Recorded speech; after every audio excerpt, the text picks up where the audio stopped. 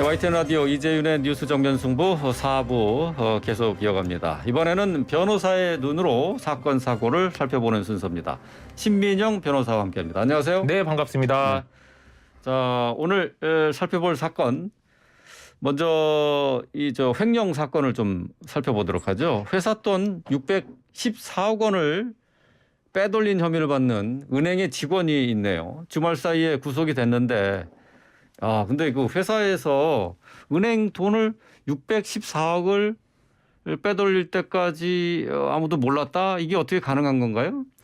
일단 뭐 해당 직원은 수차례에 걸쳐서 돈을 인출했다고 합니다. 예. 그런데 이 수차례 인출한 행위가 거의 한 10년 넘게 전혀 감지가 10년 되지 동안. 네, 그죠. 10년 동안 감지가 되지 않았는데 분석을 해보면 이 사태가 이렇게 되기까지는 한 뭐 세 고개를 넘었던 것 같아요. 첫 번째 고개는 일단 우리은행에 그 돈을 인출할 때마다 이렇게 감지하는 시스템이 없었던 게 원인이 아닌가 싶습니다. 네. 일단 해당 직원은 그 2010년 그 어떤 일이 있었냐면 2010년 이란의 엔테캅이라는 회사가 예. 대우 일렉트로닉스를 인수하기 위해서 계약금을 지불했는데 예. 그 지불한 계약금을 당시 그 주관하던 회사 문제 이제 우리은행이죠. 예. 그 계약금을 보관하고 있었습니다. 그런데 이 계약이 그 대학 일렉트로닉스 계약이 파기가 되니까 이 돈이 이제 붕 뜨게 됐어요. 예. 근데 붕 뜬 상황에서 그 2012년에 이 직원이 처음으로 돈을 일부를 인출했는데 이때 방금 말씀드린 것처럼 우리은행이 이 돈을 이렇게 빼간 사실을 전혀 감지를 못했습니다. 그럼 그 이후에 또 어떤 일이 벌어졌냐?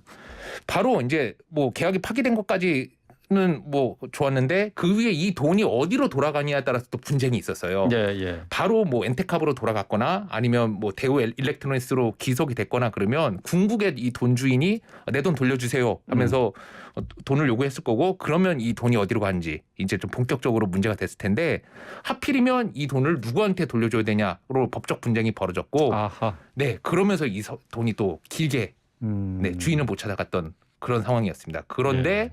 나중에 결국에는 이 이란 엔테캅이 국제소송에서 승소를 해서 돈을 찾아가게끔 또 승소를 했는데 예. 하필이면 그 미국의 이 대이란 금융제재가 있잖아요.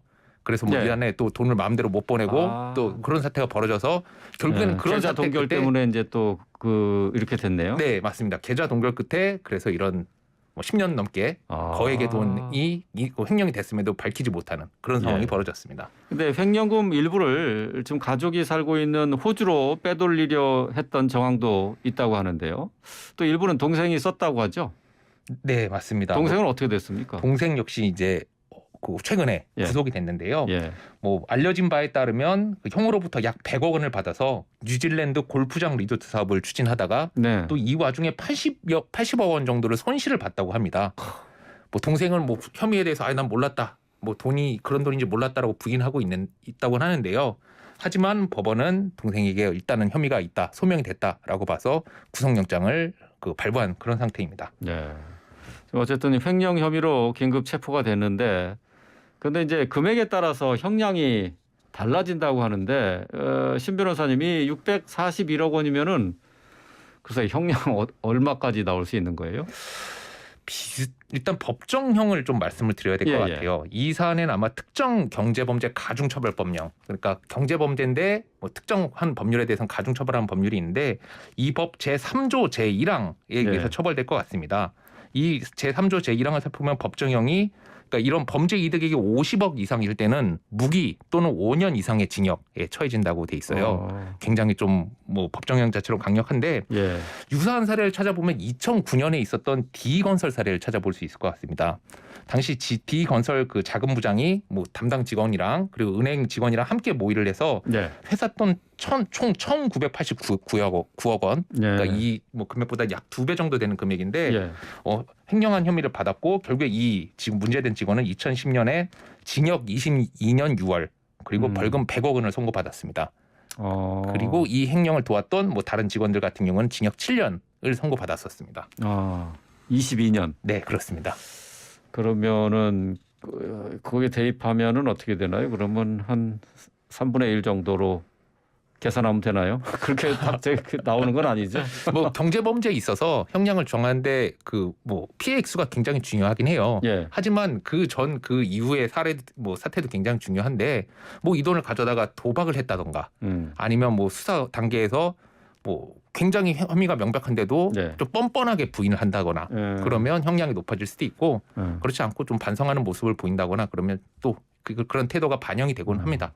또 얼마 정도 회수가 가능하냐 이것도 반영되겠죠? 네, 맞습니다. 뭐 실제로 얼마나 피해 회복을 했는지도 굉장히 중요한 요소입니다.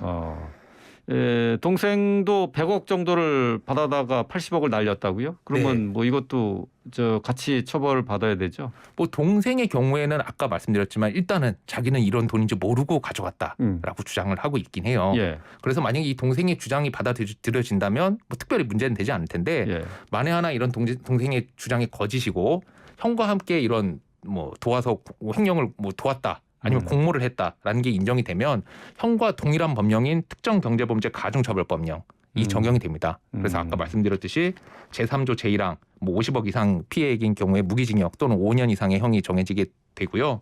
그 밖에도 또 범죄 수익 응익 규제법이라는 게 있어요. 그러니까 횡령 자체는 같이 하지 않았다 하더라도 이후에 형이 횡령을 한 걸 알면서도 이 돈 세탁을 도왔다든지 아니면 자금 은닉을 도왔다든지 하면 뭐 3년 이하의 징역, 500만 원 이하의 벌금에 처해질 그럴 가능성이 있습니다. 그 몇 가지 우연히 겹치면서 최초 횡령 시점이 이제 약 10년 전으로 거슬러 올라가는데 그런데 이제 드러난 거예요. 그 과정이 치밀했다고 봐야 되니까 아까 설명한 것처럼 그 몇 가지 우연히 겹친 겁니까? 구체적인 수법이 어땠는지는 수사 결과를 좀 지켜봐야 알 수 있을 것 같긴 해요.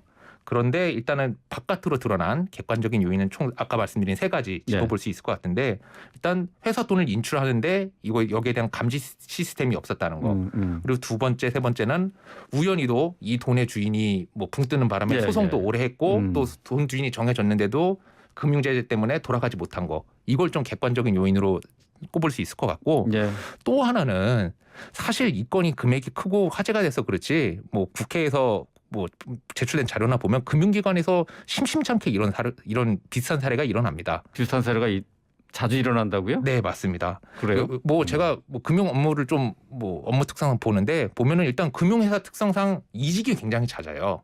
인력 이동이 굉장히 작고 또 하나는 금융회사, 대형 금융회사 같은 경우는 또 진행하고 있는 건이 되게 여러 개인데 실제로 이런 건들을 뭐 바깥에서 볼 때는 굉장히 많은 사람들이 붙어서 관리할 것 같지만 실제로 들여다보면 이제 실무직원 한 명이서 여러 건을 들고 관리하는 경우가 굉장히 많습니다. 그러다 보니까 지금 이 사례처럼 어떤 뭐 붕뜬 건, 오래된 건에서 돈을 살짝 빼가도 모르는 사태가 실제로도 왕왕 벌어지고 있습니다. 그렇군요. 이게 참 적지 않은 돈인데 뭐 이런 돈이 금융기관에서는 또 심심치 않게 일어난다고 하니까 좀 이해가 잘 안 되는데 어쨌든 그 많은 돈을 관리하는데 자, 이재윤의 뉴스 정면 승부 4부 신민영 변호사와 함께 하고 있습니다. 다음 주제로 넘어가 보죠. 자, 생후 16개월 된 입양아를 숨지게 했던 양부모 사건이죠. 우리에게 정인이 사건으로 더 잘 알려져 있는데 이 양모에 대한 대법원 판결이 나왔죠? 네, 뭐 생후 16개월 된 입양아 정인이를 학대해서 숨지게 한 양모 장모 씨에게 대법원이 징역 35년을 확정했고 또 양부부 안모 씨에 대해서는 징역 5년을 확정했습니다. 이 사안 관련해서는 특히 이 양부모에 대해서 살인죄를 적용해야 되는 거 아니냐라고 굉장히 뭐 관심이 많았었는데요. 대법원은 이 특히 양모에 대해서 살인죄를 인정해서 징역 35년을 확정을 지었습니다. 그렇군요. 다른 아동학대 사건과는 조금 다르게 살인죄가 적용됐다고 봐야 될 것 같은데 말이죠. 앞으로 아동학대 사건 판결에 영향이 있겠죠? 네, 그렇습니다. 그러니까 보통 이제 살인죄 여부를 따지는 데 있어서는 그 온 사람들 같은 경우는 나는 살인의 고의는 없었다. 그냥 몇 대 때리다 보니까 이런 일이 벌어졌다 하면서 살인의 고의를 다 부정을 해요. 특히 이런 아동학대 사건 같은 경우는 뭐 피해자인 어린이가 그 범행 당시 상황에 대해서 또 제대로 이렇게 표현을 못하는 경우도 많고 또 정인이 같은 경우처럼 세상을 뜨는 경우도 있기 때문에 이렇게 가해자가 오랫동안 사건을 은폐하고 그리고 나서 나는 살인의 고의가 없었다 그러면 살인의 고의가 입증하기 어려운 그런 경우가 많았는데요.